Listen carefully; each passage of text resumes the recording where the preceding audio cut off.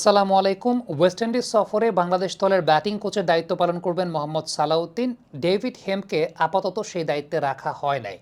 একটা খুব মজার ব্যাপার লক্ষ্য করেছেন, বাংলাদেশ দলের বিদেশি কোচিং স্টাফ যখন অন্য দলের হয়ে কাজ করেন তখন তারা বেশ সফল। সাম্প্রতিক সময়ে রাঙ্গানা হেরাতের এক্সাম্পল থেকে কিন্তু ব্যাপারটা খুব ভালো মতো অনুধাবন করা যায়। কিন্তু বাংলাদেশ দলে তারা সফল হতে পারেন না কেন, সমালোচিত হন কেন? এর পেছনে সবচাইতে বড় কারণ আমার কাছে মনে হয় বিসিবির সঙ্গে বিদেশি কোচদের চুক্তির একটা মারপ্যাচের জায়গা আছে। যেই চুক্তির মারপ্যাচের জায়গায় বিদেশি কোচদেরকে বছরের বেশিরভাগ সময় আসলে পাওয়া যায় না। নর্মালি আমরা যেটা দেখতে পারি সেটা হচ্ছে বিদেশি কোচরা কোনো একটা টুর্নামেন্ট বা কোনো একটা সিরিজের আগে সিরিজ বাই সিরিজ কাজ করেন, যাদেরকে পুরো বছরব্যাপী একটা লম্বা সময়ের জন্য আসলে খুব বেশি পাওয়া যায় না। অফ সিজনে তো পাওয়াই যায় না। বিদেশি কোচরা আমাদের Dhaka premier division league, BPL কিংবা আমাদের এনসিএল বিসিএল এর সময় অ্যাভেলেবল থাকেন না যে তারা ডোমেস্টিক ক্রিকেটে প্লেয়ারদের খেলা দেখবেন।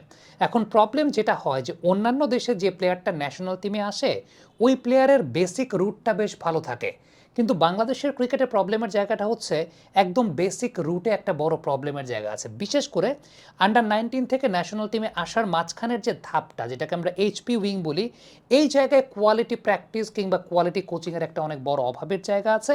যে কারণে অন্যান্য দেশে যেটা হয় যে ন্যাশনাল টিমে অনেক প্রিপেয়ার্ড প্রোডাক্ট চলে আসে, ন্যাশনাল টিমে অনেক প্রিপেয়ার্ড প্লেয়ার আসে, যেটা বাংলাদেশে ন্যাশনাল টিমে আসার পর তাদেরকে আসলে প্রিপেয়ার করতে হয়। যে কারণে ওই রোলের জায়গাটাতে বিদেশি কোচরা অনেক বেশি মাত্রায় কনফিউজ থাকেন বলে আমার কাছে মনে হয়।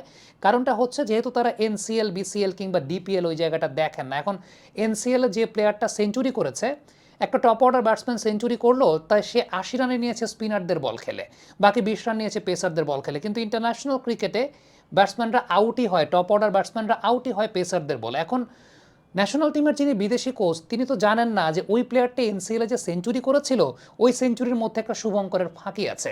তো এই জায়গাটা একটা অনেক বড় প্রবলেমের জায়গা হয়, যেটা আসলে আমাদের ডোমেস্টিক ক্রিকেটের রুটটা অত বেশি স্ট্রং না দেখে বিদেশি কোচরা দিন শেষে দুর্নামের বা বদনামের ভাগী হন। এখন আমরা গেল 1 বছরে কি দেখতে পেয়েছি, গেল 1 বছরে কিন্তু অনেক ব্যাটসম্যানের টেকনিক্যাল ফল্টের জায়গা দেখা গেছে, উল্টো আরও ডিমোশন হয়েছে।